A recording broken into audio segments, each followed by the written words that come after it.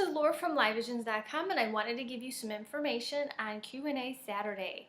It's a little late. I had an unexpected week this week, and I also had to. The app was a nightmare this week. My developer decided to make some technical changes, and these changes made my app not work, and I got tons of emails. And I just want to let you know, everybody who has an Apple device, it should be up and running. Google should be up and running in the next day or so. Let me know if you're all good. Now, if you have an Apple device, I know what I had to do on mine. I had to get rid of the little icon that was already there. And then I had to download it in the iTunes store. Just click the little cloud and then it'll say update. Click on update and it'll refresh and your app will be working. I'm really sorry about this. I do not know why the developer decided to make some changes, but they did. And I felt so helpless because there was nothing I could do. I had to wait for them to develop a fix and then upload it to Apple, and Apple can take days. So anyway, thank you for being patient during this. It is up and running, so if you have an app, it's working. Okay, that being said, and by the way, if you have a Google Play account or something, it's going to be another day or so for that's working. I hope it's working now, but I think he told me it might be a day or so. Okay, that being said, I wanted to address the Q&A questions some of you had asked me, and let's get going on that one. One person named SP2CA asked, my question is, which transit aspects may cause or help for major weight loss? This is a good question. It's better to start a diet on a full moon. And because of the tides and everything, the moon rules the tides of the ocean. It also rules the water in our body. So it's great for detoxing, get rid of toxins in your body, and also getting rid of a lot of the water weight in our body too. But the cravings are less at the full moon, and as we, from the time of the full moon to the time of the new moon, it's a great time to go on a diet or if you want to lose weight, okay? Because after the new moon is when your cravings start going back up again. So anyway, that's a really good question, and I also wanted to say that those of you who have Jupiter natally in the first house, you may have difficulty because Jupiter expands what it touches, and first house is you yourself as a person. So you may have, issues with that. Or transiting, like right now, I have Jupiter transiting my first house for my solar return. And I will say, I needed some weight. So I put on some weight and I was happy to do it. So, but anyway, just so you know, when Jupiter's in the first, it's really kind of harder to lose. But the best time to do a diet is on a full moon, from the time of the full moon to the time of the new moon. And you notice after the new moon hits, you're going to start to get your cravings back, just saying. So pay attention to that. Okay, good question though. One person, Letty the Joker, asked me, hi Laura, how are you? I'm good, thanks. I have Saturn retrograde and Saturn in the first house, and this really worries me. I know the Saturn is a very negative planet. It's not great having it in the first house, but does the retrograde make it less harsh, or does it make it worse? It really worries me so much. Saturn is in Aquarius and Ascendant is Aquarius, if that helps. Well, Letty, here's the thing. It's not bad. Okay, here's the thing. I will say, Saturn in the first house can make you feel restrictive as a person normally, okay? But Saturn in the first house also makes you very mature for your age. It's kind of like life. It's almost like having Capricorn on the ascendant, okay? It gives you a little flavor of that Capricorn influence, and it makes you more serious type of person. And it can make you more, I want to say mature for your age, okay?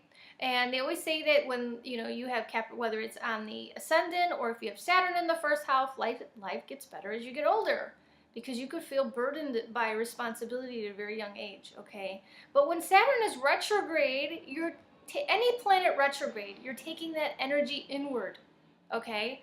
So natally, Saturn retrograde inwards, you could be really maybe hard on yourself. Maybe you could be, as you get older, a workaholic, or very much in tune with, I got to do this and I have to do this, and trying to be very responsible. And sometimes Saturn retrograde, it may be you put that responsibility on yourself sometimes. You could be harder on yourself because the only difference between direct and retrograde is retrograde, you take that energy inward, okay? So you could be very much like, I got to do this, and, making yourself, whereas Saturn, I would say direct in the first house can make you feel burdened by maybe others, or you just feel the sense of responsibility But Saturn retrograde, I think that maybe you put that on yourself because it's more inward. Okay, I hope I answered your question. All right, the next one, Ileana Kasanziana. I hope I said that right. It says, please do a video on psychic indicators in a chart. It sounds great. I did. You got to look it up. I did it already. It's already on the site. Just if you put up psychic indicators, I have a very colorful picture of like this painting. It looks very Neptunian, actually. It's very, it's like a girl, and it's like a very colorful picture. But if you look up psychic indicators on YouTube, you will see my video. But anyhow, go to my, I hope you subscribed, by the way. If you go to my my page and you look up psychic indicators there, and if you go to the website, it's on there under services, because I will look up your psychic indicators in your chart if you want me to. Okay, and I'll let you know what they mean too. All right, good question though. Alrighty, Soul Shadow 219 asks, Laura, hi. Just saw my sister's chart and she has a Saturn, Mars, Uranus conjunction at 0 degrees Capricorn. She is a Gemini ascendant and her houses are all uneven. So the placement in her is in her 7th house. Is this really bad? No. Well, here's the thing. If you have all those planets in your 7th house, okay, in Capricorn, it's not bad. This just means, number one, Capricorn is a sign that, you know, is very serious. You know, this person would be very serious about relationships. Uranus in the 7th house tends to make your relationships very up and down. It can make you attract a very eccentric type of partners. And it could also make her start a relationship and stop it really quick. Like it starts as quick as it stops. Mars in the 7th house can make you kind of like the little, you know, these are the types where they have bickering and fighting in relationships, or they like the little tension. You ever see those people where they love each other, but they're always bickering? Like, you're such an ass, you know, but really she's saying it with a smile, you know what I mean? But, you know, these people like the little tension, likes the little fighting in the relationship. So, you know, that could be it too. Now, Saturn in the 7th not only can delay marriage, okay? Saturn, if you have Saturn in the 7th, can delay marriage to a later date. This can make you also, the relationships you do have are serious, okay? Very serious type of relationships. You could be very serious when it comes to relationships. And you're not looking for the good time. You're probably looking for the long time, okay? But Saturn, I want to say every time I do a chart with Saturn in the 7th house, unless Jupiter's there, you know, you got to look at synastry too. So if the other partner, Jupiter, falls into your 7th house, this can change things up a bit, okay? It can kind of nullify things. But normally, if you have Saturn in the 7th, I want to say wait till you're at least 35 before you get married. Because chances are if you get married really young, you could end up divorced. And again, this is also if you have Saturn aspecting the 7th, okay? Unless, of course, your partner's Jupiter falls into your 7th house. This can nullify things. So anyway, just, you know, I have this too. I have Saturn aspecting my 7th. So lo and behold, I was so happy with the person, and I'm telling you, the year I married him, I'm like, this is not what I signed up for. Yes, I ended up divorced. But, you know, we were best friends. We never had a problem. And it was really weird. I told my mom, I'm like, it's like a curse or something. We got the paper and we got the church and everything. And all of a sudden everything went to crap. And I learned as I got older, I was just too young. You know, I should have waited. I should have waited until I was a little older and more mature. And, you know, so that's what Saturn is telling you if it's in your 7th. You know, wait until you're more mature. Things get better at a mature age, after 35. Okay, and that's also if Saturn is aspecting. This also happens if your Saturn is in your 5th house of children. So let's say your Saturn is in the 5th house of children, that can delay or deny kids. A lot of people with Saturn in the 5th don't want kids, you know, sometimes. But sometimes the partner's Jupiter hits your 5th house, and it nullifies it, and you end up having kids, you know. Or it could be like 5th house is ruled by Capricorn, like me. And that means that you're either going to have children later in life or not at all, you know? So it depends. You got to look at Saturn can mean very different things, but in the house it's in, it delays what it touches. And it means that you're going to probably be more serious about that house, you know? depending on what it is. But I have seen charts with people with Saturn in the 5th, and they really don't want kids. Depending on what else is there, you know. Like, I have my 5th ruled by Capricorn, but my North Node's there.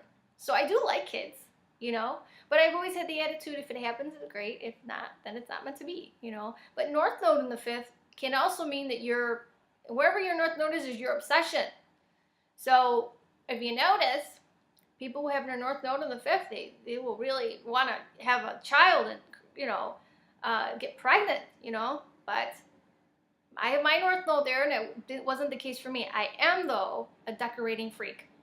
I'm telling you, I can go to the craft store and spend the whole day there. I could look at someone's house and be like, oh my God, you know what I would do? I would do this, this, this, and this, and this. I am crazy with creating and decorating, and that is my obsession, seriously.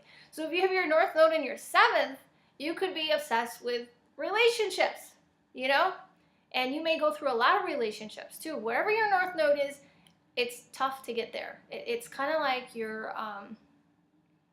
it takes you a while before things kind of solidify for you in that house. Okay, just saying.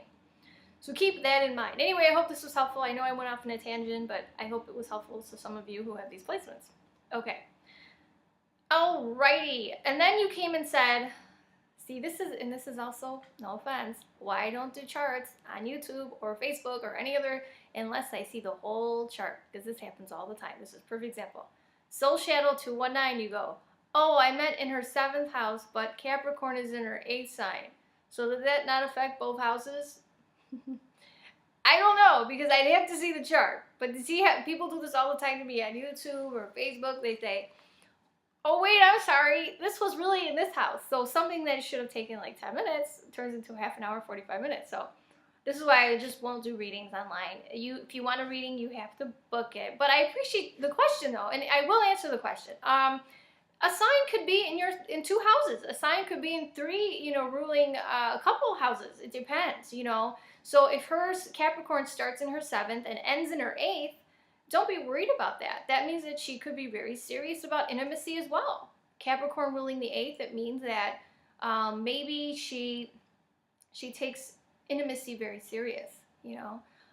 Also, this could also mean that, you know, she could be, her partner's income, her partner could be very serious about income too, you know, because don't forget 8th house is other people's money, you know.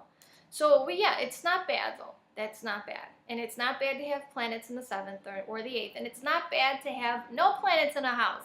People have asked me, is it bad to have no planets in a house? No. It just means that house is not going to be a huge focus for you. That's all. And if you don't have any planets in the 7th, it does not mean you're not going to get married. I just want to clarify that. You can get married, you know. You know, you want to look at the sign that's there. If it's Capricorn, it may be better to get married later, you know, maybe when you're older. But, you know, and you could be very serious about partnerships if it's Capricorn on the cusp of your 7th.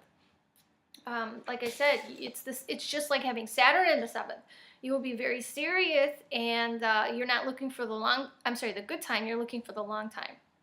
I know I went off on a little tangent, but I hope this helps. Okay. Next person, Brandon Boyer. Hey Laura, you're wonderful and I love your website. Thanks. Question. My ascendant is Libra.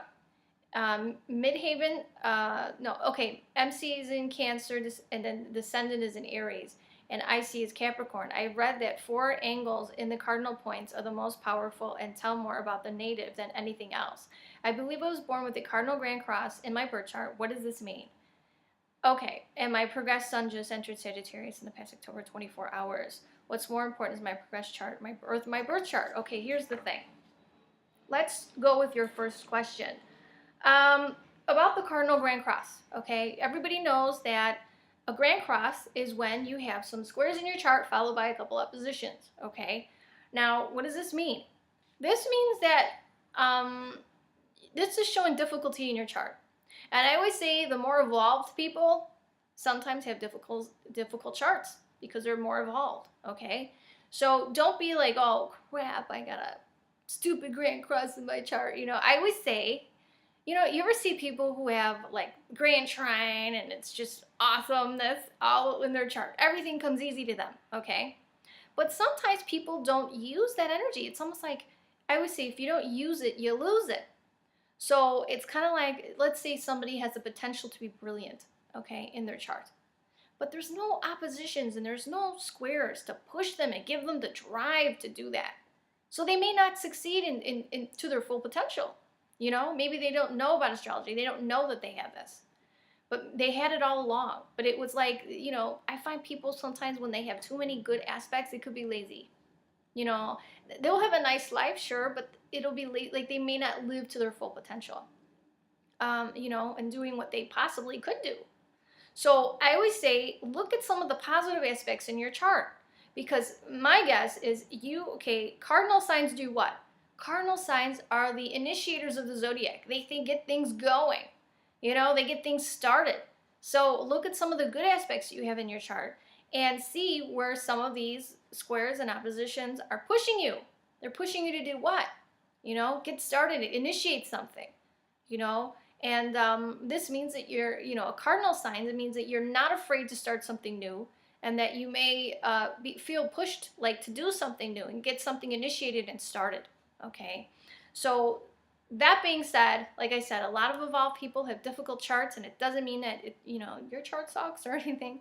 It just means that you're gonna be pushed and you're gonna go through some struggles to get to where you need to go. But this universe is pushing you for a reason. So what you need to do is look at some of the positive aspects in your chart too to see where you're going to come across. I always say, I look at some of my squares and I have a T-square in my chart, and I always say, have I ever overcome that T-square?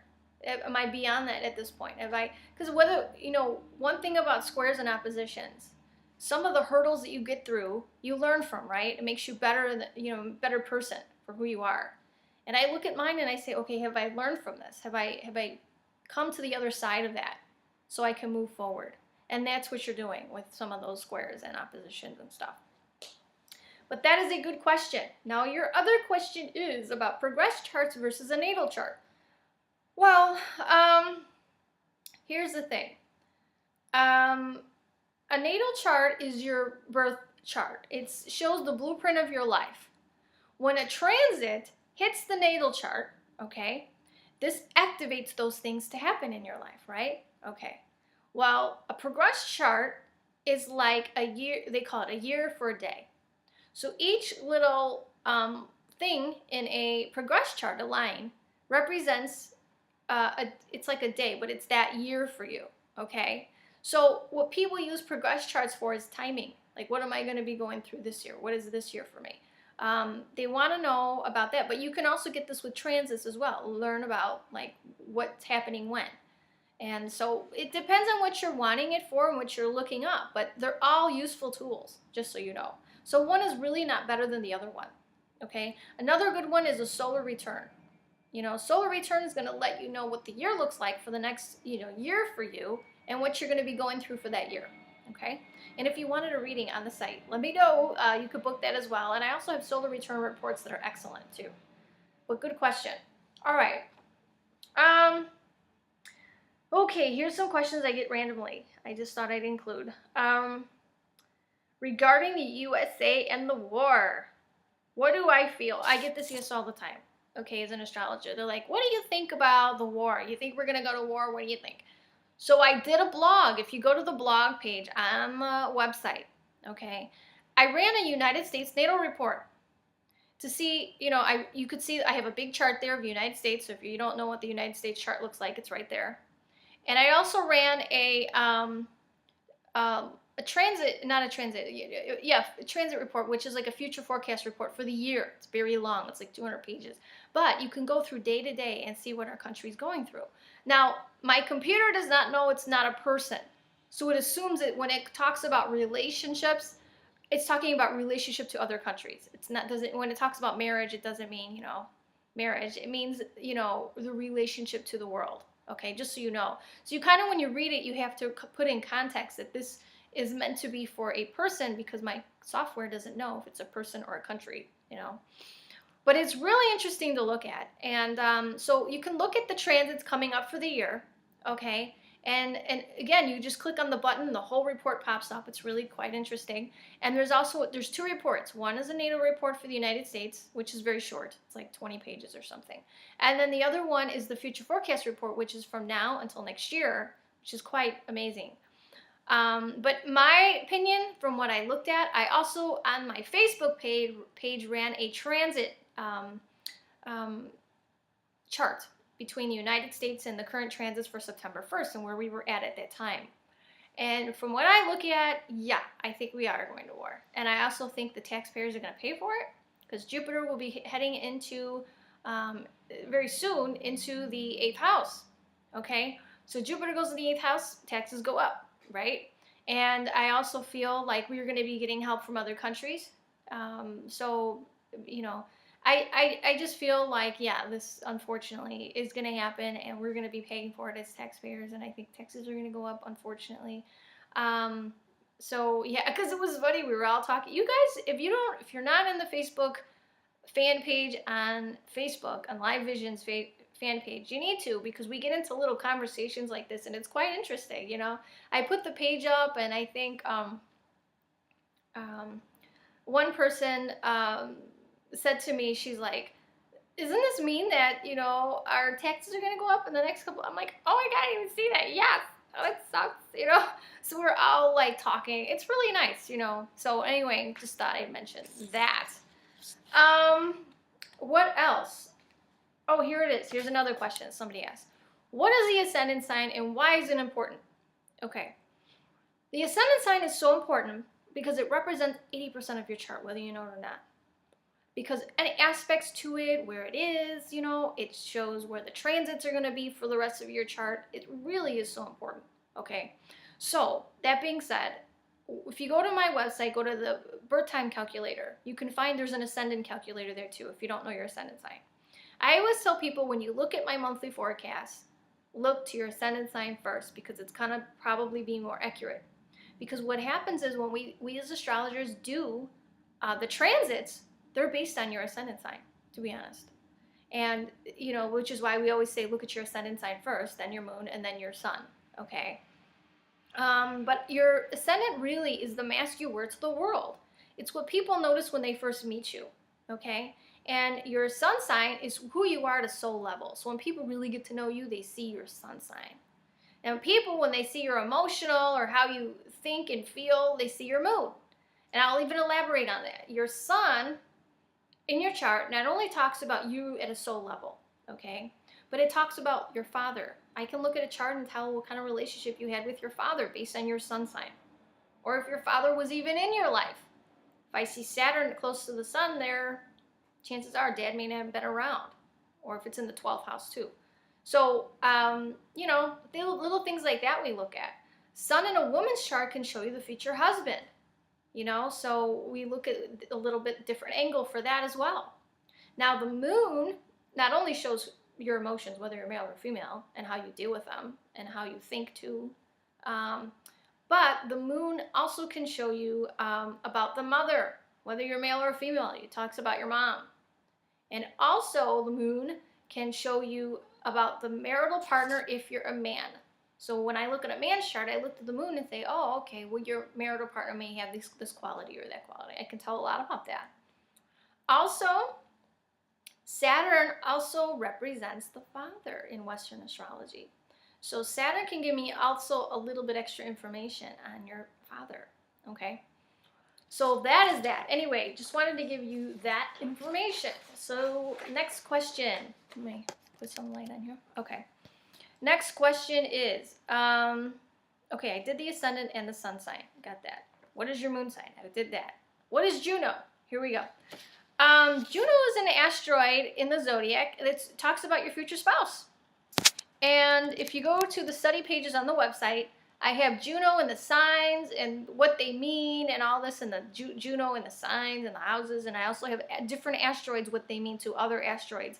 You have to go to study pages on the website. It's all there. And so basically, Juno gives you a little extra information on the marital partner. If you were to go to the website and go to the YouTube the YouTube pages, which is where all the videos are, and they're all organized, you know. If you go there and if you go to, I believe it's Venus, Mars, relationships and love and all that, I have them all listed. Everything that's going to give you information on your 7th house, your 5th house, Juno, your 8th house of intimacy, what your preferences might be in a sexual way, all that will be there. It's quite interesting. So if this interests you, you may want to look that up. Also, I have videos on, if you go to services and you go to money aspects question, for $30 you could look up, I can do it for you if you wanted me to, but you can also, I also have study material where you could do it yourself. So let's say you wanted to look up what kind of job that you would be good at, you know? I have a whole video on that. Watch that video. We're going to look at your 2nd, your 6th, and your 10th house, okay? And possibly your 8th sometimes. But that's your other people's money. But also people want to know about, am I going to have wealth in my life? Am I going to win the lottery? Do I have lottery aspects, you know? People want to know that. I get gamblers, oddly enough, who use this service a lot, who ask me. And sometimes I just say, you may win here and there, but there's no big money coming to you. Some people I say, don't even gamble. You're wasting your money. You're never going to get anything. You're going to lose all your money, you know? Some people I say, and there's somebody in my building, they have a really good aspect. And I told them, look, and I looked in the ephemeris, I told them exactly when to play the lottery. I said, you need to play the lottery in this day. He had the lottery aspect, and I will announce if he wins. I pray he does. But I said, and he's like the nicest person ever, and I couldn't imagine it happening to a better person because I can see why he would have really good karma. Just a great person. And I did his chart, and I said, look, you need to play. So, but yeah, some people have the aspects, some people don't. Some people always know that they'll be financially fine, and they usually are. Some people worry about money constantly, and I could see that in a chart. You know, and some people have inheritances, you know, and I can see that in a chart too. I can also see, you know, maybe something small or just something beautiful you may inherit. And I can also see it could be something huge. You know, it's all in the chart, guys. Anyway, it's fascinating stuff. Anyway, I hope you like this reading, and comment below and let me know. And again, I'm sorry this is late, but the app, oh my gosh, it was a nightmare getting this thing fixed. And the Google Play should be up in a day or so if it is not already. But Apple apps, anybody who has an Apple device should be working and rocking and rolling. So let me know if there's an issue there. Put comments below and let me know if you have any more questions. These were really good ones, and I will ask them in the next Q&A Saturday. And I hope to do it on a Saturday actually next time. But what was I going to say too? I may do this like once or twice a month, because weekly is a little much. But anyway, I look forward to talking to you soon, and I hope this was helpful. Talk to you later. Bye-bye.